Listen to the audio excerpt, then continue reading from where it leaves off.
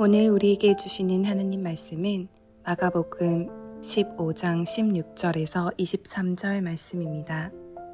군인들이 예수를 끌고 프라이도리온이라는 뜰 안으로 들어가서 온 군대를 모으고 예수에게 자색 옷을 입히고 가시관을 엮어 씌우고 경례하여 이르되 유대인의 왕이여 평안할지어다 하고 갈대로 그의 머리를 치며 침을 뱉으며 꿇어 절하더라.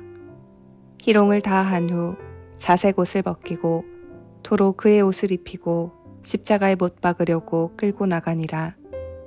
마침 알렉산더와 루포의 아버지인 구레네 사람 시몬이 시골로부터 와서 지나가는데 그들이 그를 억지로 같이 가게 하여 예수의 십자가를 지우고 예수를 끌고 골고다라 하는 곳, 번역하면 해골의 곳에 이르러 몰약을 탄 포도주를 주었으나 예수께서 받지 아니하시니라.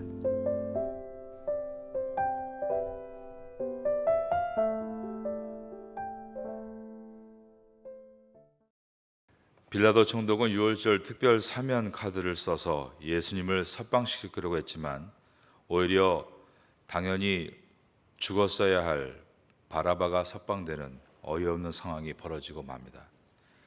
빌라도는 예수님이 아무 죄가 없으심을 알았지만 밀란이 날 것처럼 군중들이 예수의 죽음을 원하자 먼저 채찍으로 몹시 때립니다. 병행본문인 요한복음 19장 1절을 읽어드립니다. 이에 빌라도가 예수를 데려다가 채찍질 하더라. 로마의 형벌인 채찍질은 가죽줄에 생선의 뼈를 끼워 넣어 만든, 그래서 한번 채찍에 맞으면 이 채찍이 몸을 휘어 감게 되고 당기면 살점들이 다 떨어져 나가는 것이기 때문에 이 채찍질을 당하게 되면 사람이 거의 반쯤 죽은 것이나 다름이 없게 되었습니다.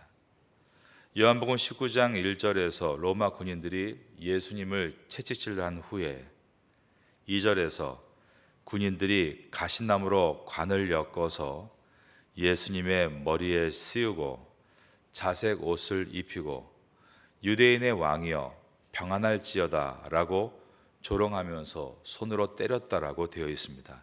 이 내용이 오늘 본문에는 15장 16절부터의 내용인 것입니다. 군인들이 예수를 끌고 브라이도리온이라는 뜰 안으로 들어가서 온 군대를 모으고 이때 예수님께서 채찍에 맞으신 것입니다. 그리고 17절에 예수에게 자색 옷을 입히고 가시관을 엮어 씌우고 경례하여 이르되 유대인의 왕이여 평안할지어다 하고, 이것은 예수님을 왕처럼 옷을 입혀놓고 왕관을 씌워놓고 조롱하는 것입니다. 하지만 예수님은 채찍에 온몸을 맞아서 살점이 떨어져 나가 너덜너덜해진 상태였기 때문에 숨조차 제대로 쉴 수 없으신 상황이었습니다. 병사들은 계속 희롱을 이어갑니다. 19절입니다. 갈대로 그의 머리를 치며 침을 뱉으며 꿇어 절하더라. 희롱을 다한 후 자색 옷을 벗기고 도로 그의 옷을 입히고 십자가에 못 박으려고 끌고 나가니라. 드디어 예수님이 십자가를 지시고 로마 관절을 출발하셔서 골고다 언덕까지 가시게 됩니다. 골고다는 헬라어인데 아람어로는 굴가타라고 부릅니다. 그리고 라틴어로는 칼바리에라고 부르는데 여기에서 이 갈보리라는 말이 나왔습니다.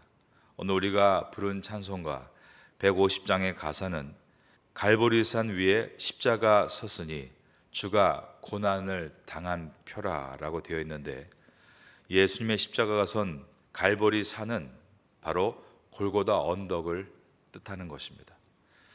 골고다는 해골이라는 뜻입니다. 그곳은 사형장으로 뼈들이 굴러다녔고 예루살렘 도성 밖에 있었습니다. 예수님은 세상 죄를 지고 가시는 어린 양으로 인류의 죄를 대속하시는 제물이 되시기 위해 영문 밖에 골고다 언덕으로 끌려가신 것입니다. 이 길을 십자가의 길이다, 비아 돌로로사라고 부릅니다. 예수님은 로마 군사들이 왕이시여 하며 조롱하며 씌워준 가시로 만든 왕관을 쓰시고 본인이 매달리셔야 할 십자가의 가로대를 어깨에 메고 가셨는데 이미 채찍에 너무 많이 맞아서 살과 근육이 찢어지신 상태였기 때문에 제대로 십자가를 메실 수가 없었습니다. 그러자 로마 병사는 마침 이 광경을 지켜보고 있던 시몬이라는 구레네에서 온 사람에게 억지로 십자가를 대신 지게 명령합니다. 21절입니다. 마침 알렉산더와 루포의 아버지인 구레네 사람 시몬이 시골로부터 와서 지나가는데 그들이 그를 억지로 같이 가게 하여 예수의 십자가를 지우고, 구레네는 그 당시에 북아프리카의 한 지역 이름인데 지금은 북아프리카 리비아의 수도인 트리폴리입니다. 그가 예수님을 대신해서 잠시 십자가를 대신 진 것은 후에 기가 막힌 반전을 보여주게 되는데, 마가복음은 의도적으로 구레네 시몬이 알렉산더와 루포의 아버지였다라고 기록을 하고 있습니다. 왜냐하면 이제 사복음서들이 기록되기 시작한 주 60년경부터 초대교회가 한창 뜨겁게 부흥하며 확장해 나갈 때 이 알렉산더와 루포는 초대교회에 매우 중요한 역할을 감당하고 있었기 때문입니다. 사도 바울은 로마서를 기록하면서 로마서 16장 13절에서 마가복음과 마찬가지로 구레네 시몬의 아들 이름을 거론합니다.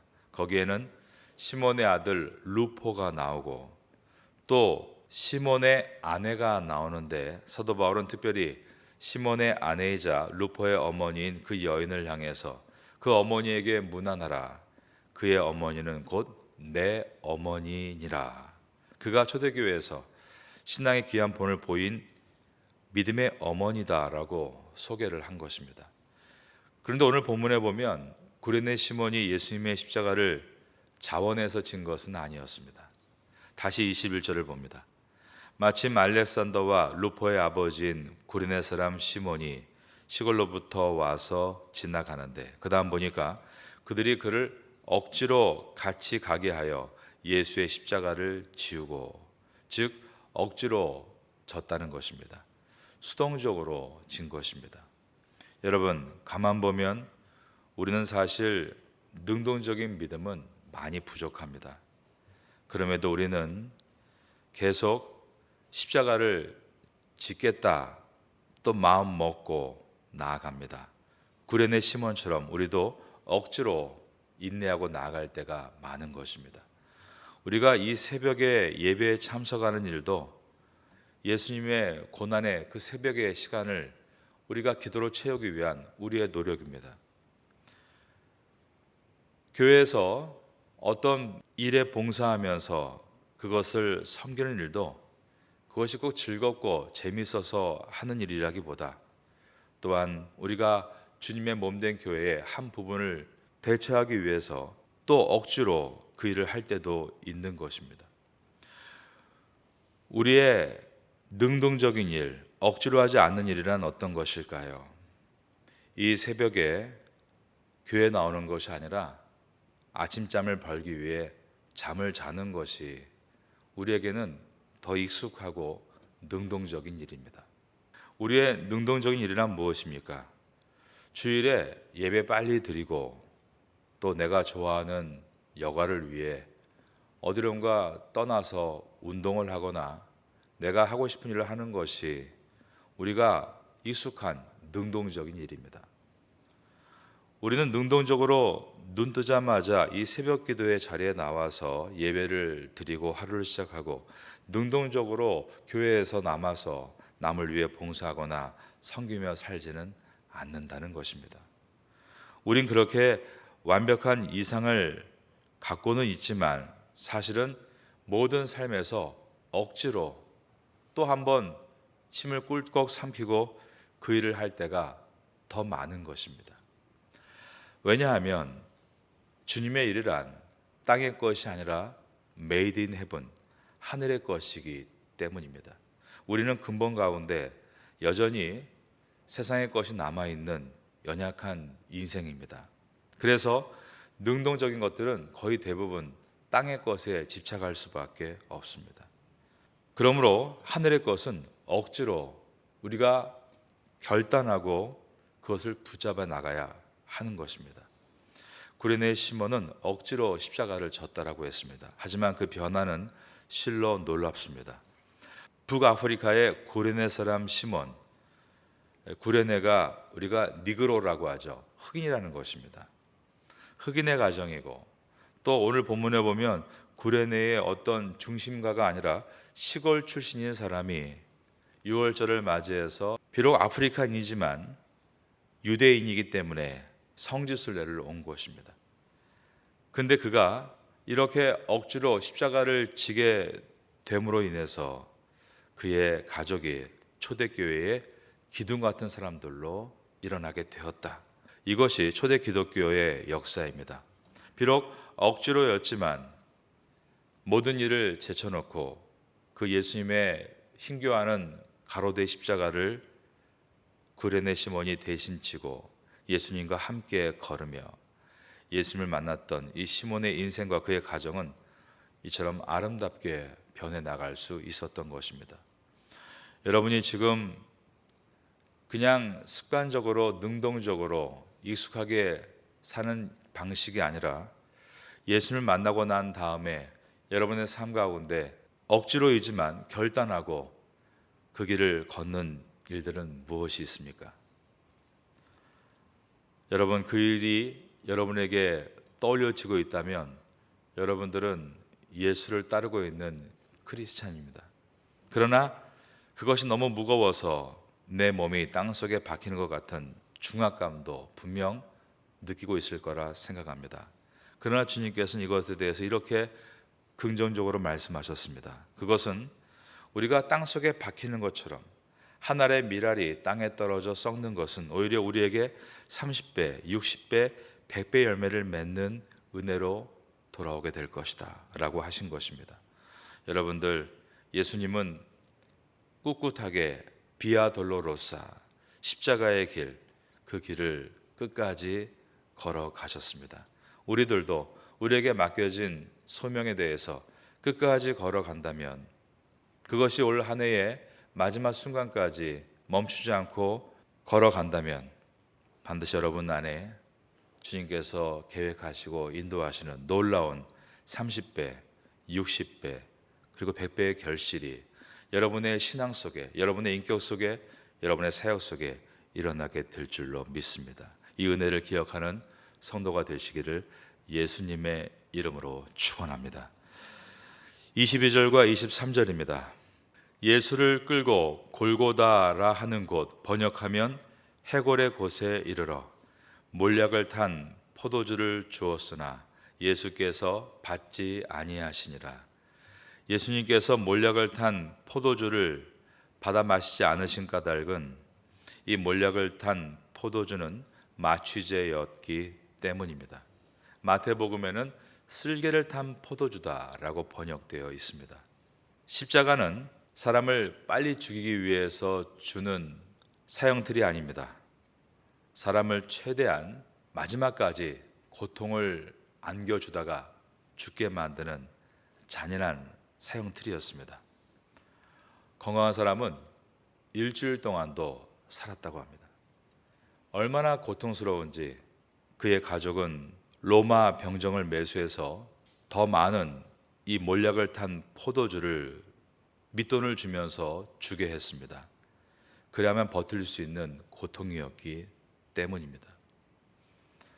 이처럼 고통을 덜어주기 위해서 몰약을 탄 포도주를 마시게 했고, 로마 군인들은 십자가에 못 박을 때 마취에 취해 있으면 육체와 정신이 혼미하게 돼서 저항을 못하기 때문에 다루기 용이하도록 처음에 이 몰약을 탄 포도주를 먹였습니다.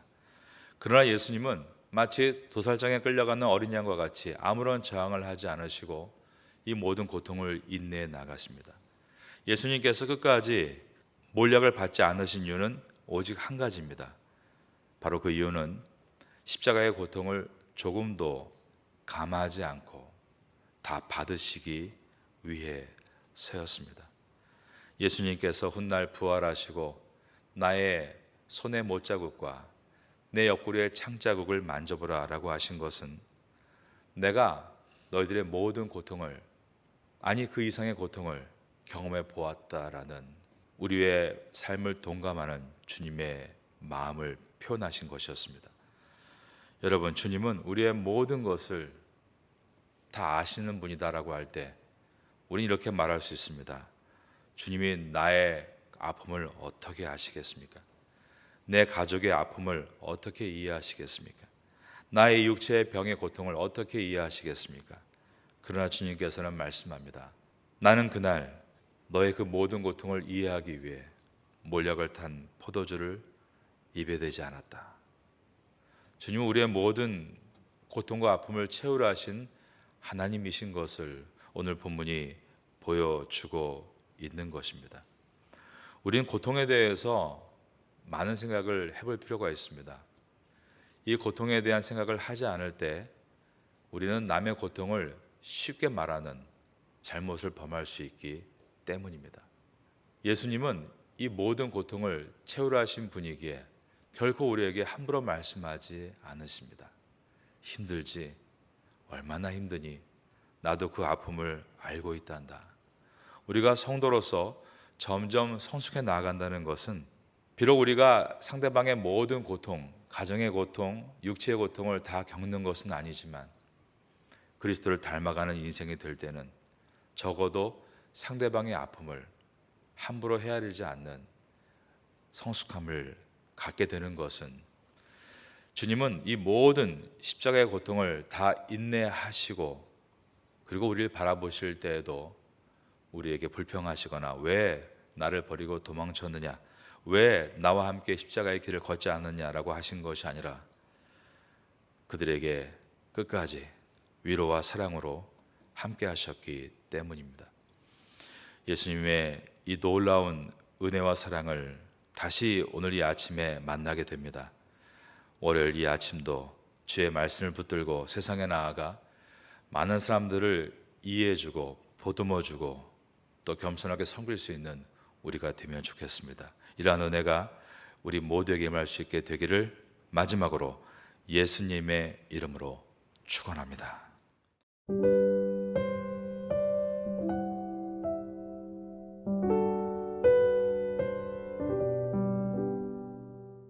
지금은 함께 기도하는 시간입니다.